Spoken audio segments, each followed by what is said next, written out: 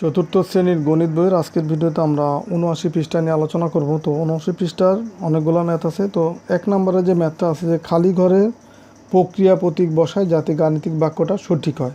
এখন প্রক্রিয়া প্রতীক কোনগুলো? প্রক্রিয়া প্রতীক হচ্ছে যোগ, বিয়োগ, গুণ, ভাগ। এই চারটা হচ্ছে প্রক্রিয়া প্রতীক। তো এখন এইখানে যে খালি ঘরগুলো আছে ১ আর ২ নম্বরে এই প্রতীকগুলো বসাইতে হবে। খালি ঘরে এই যোগ, বিয়োগ, গুণ, ভাগ এই চারটা থেকে যেখানে যেটা প্রযোজ্য সেটা বসাইতে হবে। তো এখন ১ নম্বরে দেখো, ১ নম্বরে দেওয়া আছে ৬৯, এখানে খালি ঘর ১৩, আবার এখানে আছে ৭, এখানে খালি ঘর ৮। তো এখন ৬৯ এখানে যদি আমরা বিয়োগ করি, দেখো ৬৯ থেকে যদি ১৩ বিয়োগ করি তাহলে কত হয়? এই এই ৩ আছে, কত হলে ৯ হবে? ৬ হলে। হাতে আমার কিছু নাই, ১ আছে, কত হলে ৬ হবে? ৫ হলে। তো এখানে আমরা ৫৬ পাচ্ছি যদি ৬৯ থেকে এটা বিয়োগ করি। আর বিয়োগ কেন করলাম, তুমি এই টাইপের ম্যাথ দেখলে বুঝবা যে কখন বিয়োগ করতে হবে বা কখন যোগ করতে হবে, আগে একটু ধারণা নাও। তো এখন ৬৯ থেকে ১৩ বিয়োগ করলে ৫৬ পাচ্ছে। এখন দেখো এখানে আছে ৭, এখানে ৮। তো এই ৭ আর ৮ যোগ করলে কিন্তু ৫৬ হচ্ছে না, বা ভাগ করলেও ভাগও করা যাবে না। তো এখন এই ৭ আর ৮ যদি গুণ করি, ৭ ৮ কত? ৫৬। তাহলে দেখো মিলে যাচ্ছে। এই গুণ করলে এখানেও কিন্তু আমরা এই ৫৬ পাচ্ছি। তাহলে আমরা এই ৫৬ আর এই ৫৬ সমান সমান লেখা যায় না, এই কারণে আমরা এখানে লিখলাম যে ৬৯ বিয়োগ হচ্ছে ১৩ আর ৭ গুণ ৮। তাহলে এখন এই যে দেয়া আছে দেখো সমান, তার মানে এই বাম পক্ষ আর ডান পক্ষ এখন কিন্তু সমান। তো একইভাবে এইখানে দেখো ৫৮ আর এখানে আছে ২৯, এখানে আছে ৯৬, এখানে আছে ৯। তো এইখানে যদি আমরা ৫৮ আর ২৯ যদি যোগ করি তাহলে দেখো কত হয়? যোগ করি ৯ আর ৮, ৯ আর ৮ হচ্ছে ১৭, ১৭ ৭, হাতে আমার হচ্ছে ১, ১ আর ২ হচ্ছে ৩, ৩ আর ৫ হচ্ছে ৮, ৮৭ পাচ্ছি। আবার এখানে দেখো ৯৬ থেকে যদি ৯ আমরা বিয়োগ করি, বিয়োগ করলে কত পাচ্ছি? দেখো ৯ আছে, কত হলে ১৬ হবে? ৯ আছে, কত হলে ১৬ হবে? ৭ হলে। হাতে আছে আমার ১, ১ আছে, কত হলে ৯ হবে? ৮ হলে। দেখো এখানে আমরা ৮৭ পাচ্ছি। তার মানে এইখানে যোগ বসবে আর এখানে বিয়োগ বসবে। তো তোমরা এই টাইপের অঙ্ক যদি থাকে তোমরা প্রয়োজনে আগে রাফ করে নিবা যে যোগ করলে মিলে না বিয়োগ করলে মিললে বা কোথায় গুণ করলে মিলবে। তো এটা একটা রাফ করে তারপর হচ্ছে ফাইনালি এখানে এটা বসাবা। এরপরে দেখো ২ নম্বর অঙ্কটা আছে যে কোন গাণিতিক বাক্যটি সত্য ও কোনটি মিথ্যা তা যাচাই করি। এখানে ২টা ম্যাথ আছে, এই ২টা ম্যাথ তোমাদেরকে আমি খাতায় করে বুঝিয়ে দিচ্ছি। তো দেখো এই যে ১ নম্বর অঙ্কটা, এইখানে সমান চিহ্নর আগের যে মানগুলো আছে এটাকে বলা হয় বাম পক্ষ, আর সমান চিহ্নর ডান পাশে যেগুলো আছে এগুলোকে বলা হয় ডান পক্ষ। তো আমরা এখানে এই বাম পক্ষ এটা আগে আমরা হিসাব করে নিব যে বাম পক্ষ কি আছে? এই ৫৬ বিয়োগ হচ্ছে ২৪ যোগ হচ্ছে ২০। তো এটা আমরা আগে হিসাব করব। তো দেখো এই যোগ বিয়োগ থাকলে তুমি যোগের কাজ আগে করতে পারো, বিয়োগের কাজ আগে করতে পারো, সমস্যা নেই। তো আমরা এখানে দেখো প্রথমে বিয়োগ আছে, বিয়োগের কাজ করি। ৪ আছে, কত হলে ৬ হবে? ২ হলে। ২ আছে, কত হলে ৫ হবে? ৩ হলে। তাহলে এই দুটা হিসাব করে পেলাম ৩২, এর সাথে যোগ করব এই ২০। তো এই ০ আর ২ যোগ করলে ২, ২ আর ৩ কত? ৫। এখানে পেলাম ৫২। তো এখন এটা হচ্ছে বাম পক্ষ পেলাম। এখন আবার ডান পক্ষ হিসাব করব যে ডান পক্ষ কত আছে? যে ৫৬ বিয়োগ হচ্ছে ২৪ বিয়োগ হচ্ছে ২০। তো এখন এইটুকু আছে আবার প্রথম বন্ধনের ভিতর, তো এই কাজটা আগে করতে হবে। তো ৫৬ বিয়োগ ২৪ থেকে ২০ বিয়োগ করলে থাকে ৪। তো এখন সেই ৪ লিখলাম এখানে। তো এখন এই ৫৬ থেকে এই ৪ আবার যদি বিয়োগ করি, ৪ আছে, কত হলে ৬ হবে? ২ হলে। আর এই ৫ এখানে আনলাম। তাহলে এইখানে দেখো বাম পক্ষ ৫২ পাইছি, ডান পক্ষ ৫২ পাইলাম। তাহলে আমরা লিখতে পারি সুতরাং এই বাম পক্ষ সমান হচ্ছে কি ডান পক্ষ। বাম পক্ষ সমান কি ডান পক্ষ। তো বাম পক্ষ আর ডান পক্ষ যেহেতু সমান, তাহলে আমরা লিখতে পারি এই যে গাণিতিক বাক্যটা ছিল যে ৫৬ বিয়োগ হচ্ছে ২৪ যোগ হচ্ছে ২০ সমান হচ্ছে কত?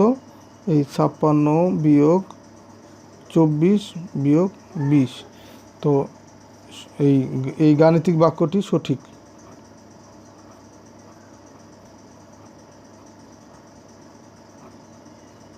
বলছে গাণিতিক বাক্যটা সত্য না মিথ্যা সেটা যাচাই করতে বলছে। তো আমরা লিখতে পারি সুতরাং গাণিতিক বাক্যটি সত্য। এই যে গাণিতিক বাক্যটা ছিল, এই গাণিতিক বাক্যটা সত্য। এটাই হচ্ছে তোমার উত্তর।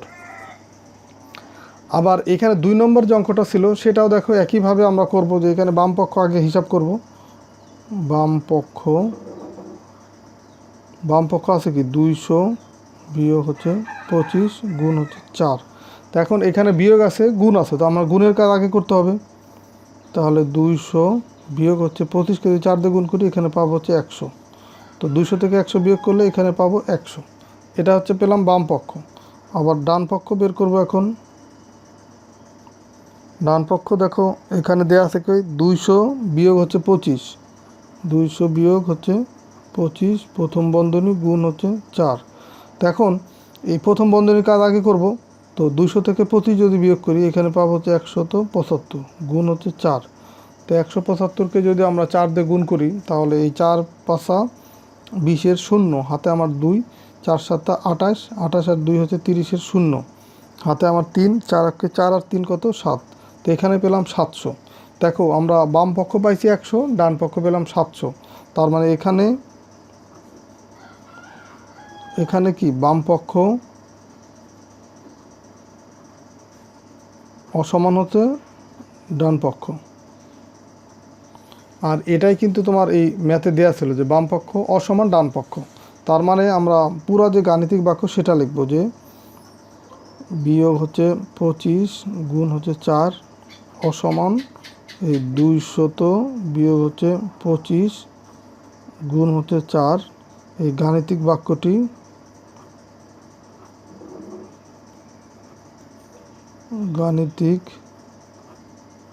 বাক্যটি এটাও সত্য, যেহেতু অসমান বলছে আমরা অসমানই দেখলাম, তার মানে এই গাণিতিক বাক্যটা সত্য, যে এইটা আর এটা অসমান। তো এটাই কিন্তু তোমার এই যে উত্তর এখানে রেখে দেবা। তো এখন দেখো 3 নম্বর অঙ্ক। 3 নম্বর অঙ্ক কী দেওয়া আছে, সুমির উচ্চতা হচ্ছে 132 সেন্টিমিটার। এটা হচ্ছে সুমির উচ্চতা। আর মিতুর উচ্চতা সুমির উচ্চতা অপেক্ষা 5 সেন্টিমিটার বেশি। তো এখানে মিতুর উচ্চতা কিন্তু সুনির্দিষ্টভাবে বলে নাই, বলছে কি এই মিতুর যা থাকবে তার চেয়ে 5 সেন্টিমিটার বেশি। আর রিতার উচ্চতা হচ্ছে 141 সেন্টিমিটার। তো মিতু ও রিতা, যে মিতু ও রিতার উচ্চতার পার্থক্য। তো প্রথমে তাহলে আমাকে এই সুমির উচ্চতা যেহেতু দেওয়া আছে 132, মিতুর উচ্চতাটা বের করতে হবে। তো মিতুর উচ্চতা বলছে আবার সুমির থেকে 5 সেন্টিমিটার বেশি। তো সুমির আছে 132, তো এর সাথে আমরা যোগ করব কত, এই 5। তো যোগ করলে 5 আর 2 কত হয় 7, আর এই 3 1, তার মানে 137 সেন্টিমিটার হচ্ছে মিতুর উচ্চতা। এখন এই মিতু আর রিতার উচ্চতার পার্থক্য হবে কত, এই মিতুরটা তাহলে আমরা এখানে পেলাম 137 আর রিতার ছিল 141। তো পার্থক্য সবসময় বড় সংখ্যা থেকে ছোট সংখ্যা বিয়োগ করলে পার্থক্যটা পাওয়া যায়। তার মানে মিতু ও রিতার পার্থক্য কত হবে, এই রিতার উচ্চতা হচ্ছে 141 বিয়োগ হচ্ছে মিতুর উচ্চতা কত 137। তো এই পার্থক্য বের করার সময় এটা মনে রাখবে যে সবসময় বড় সংখ্যা থেকে ছোট সংখ্যা বিয়োগ। তো পার্থক্য যদি 137 বিয়োগ 141 দাও তাহলে কিন্তু হবে না, তুমি বড়টা থেকে ছোটটা বিয়োগ হবে। এখন 7 আছে কত হলে 11 হবে, 4 হলে, হাতে আছে 1, 1 আর 3 4, 4 4 মিলে গেল 0, 1 1 মিলে গেল 0। তো 0 প্রথমে দেওয়ার প্রয়োজন নেই। তার মানে মিতু ও রিতার উচ্চতার পার্থক্য কত, 4 সেন্টিমিটার। এটাই হচ্ছে উত্তর বা অ্যান্সার। তো 4 নম্বর অঙ্কটা দেখো।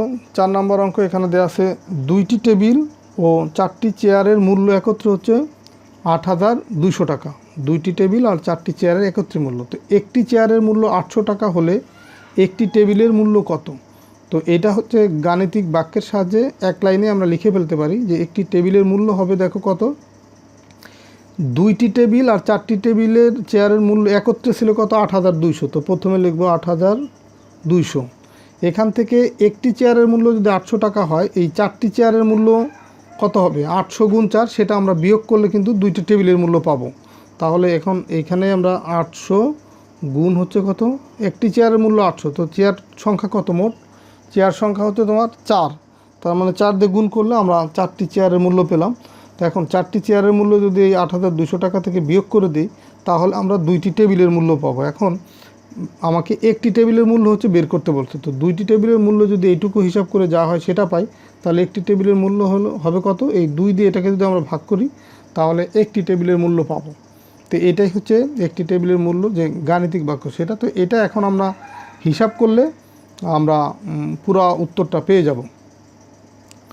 তো এরপরে দেখো 5 নম্বর যে অঙ্ক, 5 নম্বর অঙ্ক দেওয়া আছে যে নিচের সমস্যাটি গাণিতিক বাক্য লিখে সমাধান করি। তো এখন এটার গাণিতিক বাক্য আগে লিখতে হবে যে 7টি পেন্সিলের দাম হচ্ছে 84 টাকা, 7টি পেন্সিলের দাম। তো 9টি পেন্সিলের দাম হচ্ছে 9টি পেন্সিলের দামের 2 গুণ টাকা দিয়ে একটি জ্যামিতি বক্স কিনলে জ্যামিতি বক্সের দাম কত। তো এখন আমরা এখানে লিখব যে জ্যামিতি বক্সের দাম, জ্যামিতি বক্সের দাম সমান কত হবে। দেখো এখানে বলছে যে 7টি পেন্সিলের দাম কত, 84 টাকা। তো লিখলাম 84। তো এখন 9টি পেন্সিলের দামের দ্বিগুণ টাকা দিয়ে জ্যামিতি বক্স কিনছে, তার মানে এই 7টি এই পেন্সিলের যে দাম সেখান থেকে একটি পেন্সিলের দাম আমরা বের করব। তো 7টি পেন্সিলের দাম হচ্ছে 84 টাকা, একটি পেন্সিলের দাম কত হবে, 84 ভাগ 7। তো এইটুকু ক্যালকুলেশন করলে আমরা যেটা পাবো সেটা হচ্ছে কি একটি পেন্সিলের দাম। তো এখন বলছে যে এই 9টি পেন্সিলের দামের দ্বিগুণ টাকা দিয়ে একটি জ্যামিতি বক্স কিনছে। তো এটা হচ্ছে একটি পেন্সিলের দাম 7 দিয়ে ভাগ করার পরে। তো এখন আমরা 9টি পেন্সিলের দাম যদি বের করতে চাই, তাহলে একটি পেন্সিলের যে দাম সেটাকে যদি আমরা 9 দিয়ে গুণ করি তাহলে কি 9টি পেন্সিলের দাম পেয়ে যাব না। আর 9টি পেন্সিলের যে দাম তার দ্বিগুণ টাকা দিয়ে একটি জ্যামিতি বক্স কিনছে। তো আমরা তো জ্যামিতি বক্সের দামই বের করতেছি, তার মানে এটা হচ্ছে 9টি পেন্সিলের দাম, এর দ্বিগুণ টাকা দিয়ে জ্যামিতি বক্স কিনছে। তো গুণ হবে কত, 2। তো এখন আমরা এটা ক্যালকুলেশন করব। এই 84কে 7 দিয়ে ভাগ করলে এই 7 10কে 70, 7 11 77, তারপর হচ্ছে 7 12 84, তার মানে 84কে 7 দিয়ে ভাগ করলে এখানে হবে 12। আর এখানে এটা প্রথম বন্ধনী দিছি যেহেতু এই কাজটা আগে করলাম, এখন এই যে গুণ হচ্ছে 9 গুণ হচ্ছে 2।